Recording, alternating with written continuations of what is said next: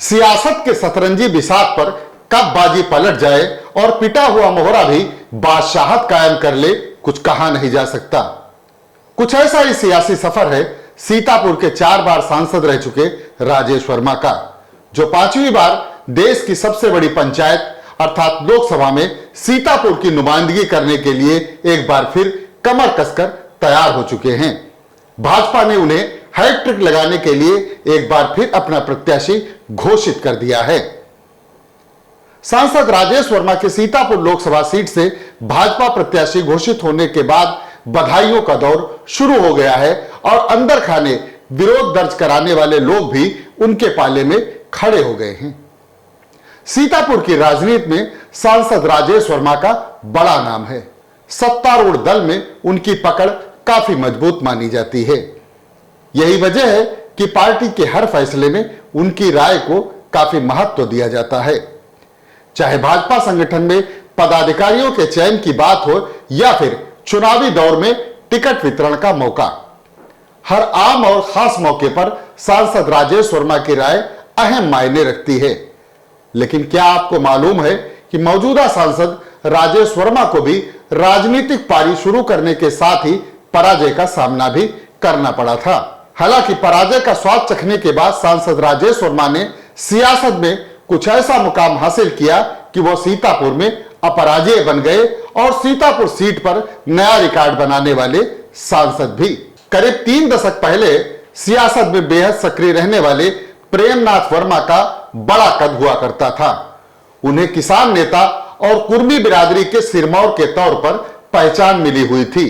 उस दौर में व्यावसायिक पहचान रखने वाले राजेश वर्मा ने उन्हीं की शागिर्दी में सियासत की दहलीज पर पांव रखा और बेहटा विधानसभा सीट से बसपा का टिकट लाने में कामयाब रहे।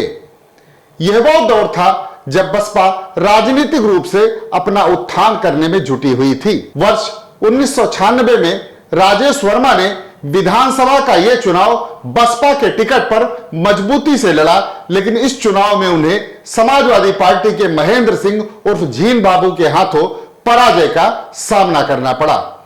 पहले ही चुनाव में पराजित होने वाले राजेश वर्मा ने फिर सीतापुर की राजनीति में कामयाबी की वह इबारत लिखी जिसने कई कीर्तिमान स्थापित कर दिए।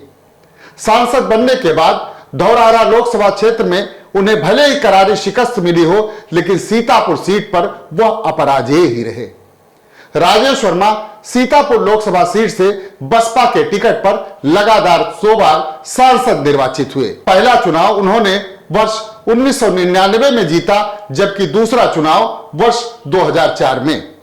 इसी दौरान वे लोकसभा में बसपा संसदीय दल के नेता भी बनाए गए, लेकिन जब वर्ष 2009 में तीसरा चुनाव आया तो बसपा हाईकमान ने उनका निर्वाचन क्षेत्र ही बदल दिया। उन्हें धौरहरा लोकसभा सीट से चुनाव लड़ने का आदेश दिया गया। पार्टी हाईकमान के आदेश को सिरोधार्य कर वे चुनाव लड़ने धौरहरा गए तो, लेकिन जितिन प्रताप के तिलिस्म के आगे तमाम कोशिशों के बावजूद वह टिक नहीं पाए और उन्हें इस चुनाव में पराजय का सामना करना पड़ा। कुर्मी बाहुल्य संसदीय सीट पर बसपा प्रत्याशी के तौर पर यह पराजय राजेश वर्मा के लिए किसी सदमे से कम नहीं थी। यह चुनाव हारने के बाद उन्होंने सीतापुर संसदीय सीट को ही अपना कार्यक्षेत्र बनाने का इरादा कर लिया। कार्यक्षेत्र बदलने से मन ही मन असंतुष्ट चल रहे राजेश वर्मा को अब किसी नए सियासी ठिकाने की तलाश थी। उधर उनके राजनीतिक सितारे भी चमकने को बेताब थे, लिहाजा राजेश वर्मा को भाजपा भाने लगी। टिकट का आश्वासन पाते ही राजेश वर्मा ने बसपा की पारी को विराम देकर भाजपा का केसरिया थाम लिया और 2014 के लोकसभा चुनाव में बतौर भाजपा प्रत्याशी सीतापुर संसदीय सीट से चुनाव लड़कर उन्होंने कई अंतर विरोधों के बावजूद जीत हासिल की। बस यहीं से उनका राजनीतिक सिरतारा फिर चमक उठा। नरेंद्र मोदी के नेतृत्व में केंद्र में सरकार बनी तो राजेश वर्मा का कद भी बढ़ गया। वर्ष 2019 के लोकसभा चुनाव में उन्हें भाजपा ने फिर अपना प्रत्याशी बनाकर मैदान में उतारा तो उनकी जीत का अंतर और भी बढ़ गया। इसी के साथ वे सीतापुर संसदीय सीट से 4 बार सांसद बनने का रिकॉर्ड कायम करने में भी सफल रहे। बाद में उन्हें संसद की पिछड़ा वर्ग कल्याण समिति का चेयरमैन भी बना दिया गया, जिससे उनके सियासी कद में और इजाफा हो गया।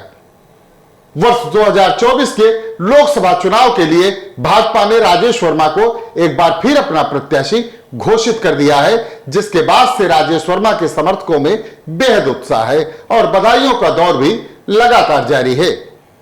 हालांकि इसके बाद उन्हें सीतापुर की सियासत का एक ऐसा योद्धा माने जाने लगा है जिसके अपराजय बनने में ग्रह नक्षत्रों और सियासी परिस्थितियों का काफी योगदान माना जा रहा है।